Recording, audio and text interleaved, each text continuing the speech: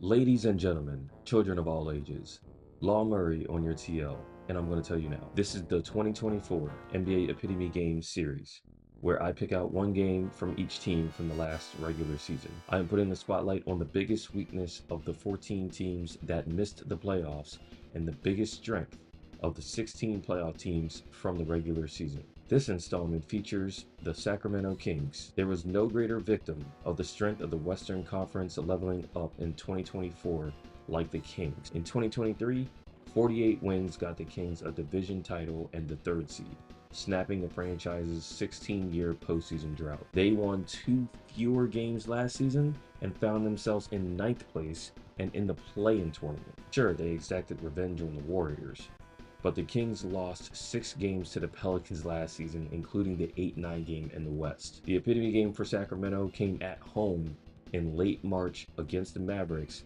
on the second game of the mini-series. This was a critical game in the West, especially since Sacramento was blown out 3 nights earlier against the Mavericks with an opportunity to pass them in the standings. The Kings did so much to improve their bottom 10 defense from 2023, but there was one issue that hurt them repeatedly, including in this game. Sacramento jumped out to a double-digit lead in the first quarter of this game.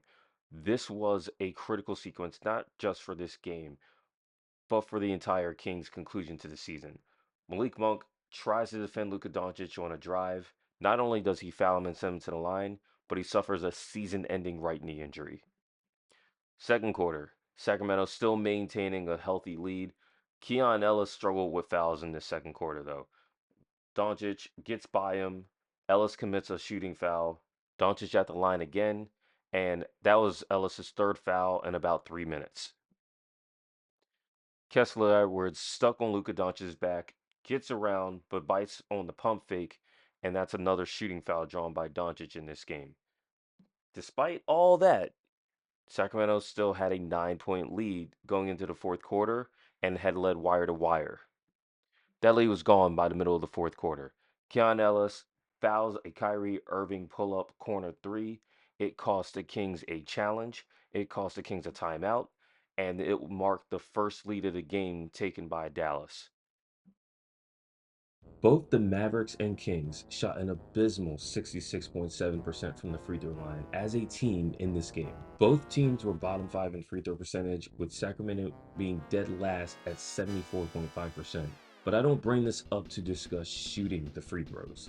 The Mavericks outscored the Kings by 14 points from the free throw line in a game decided by 4 points. Luka Doncic attempted more free throws than the entire Kings team. For the season, only the Wizards and Pacers were outscored by more points from the free throw line than the Kings, and only 5 teams allowed higher free throw attempt rates than Sacramento. The major acquisition for the Kings this offseason is 15-year NBA veteran DeMar DeRozan, a player who not only lives at the free throw line, but also does not foul at a high rate. DeRozan replaces Harrison Barnes, but the rest of the rotation is intact. Sacramento also used a lottery pick on guard Devin Carter to replace Davion Mitchell, but Carter is out until January at least due to shoulder surgery. Defending without fouling will be key towards the Kings returning to the playoffs. Stay tuned for the next installment of the 2024 NBA Epitome Games series featuring the Phoenix Suns.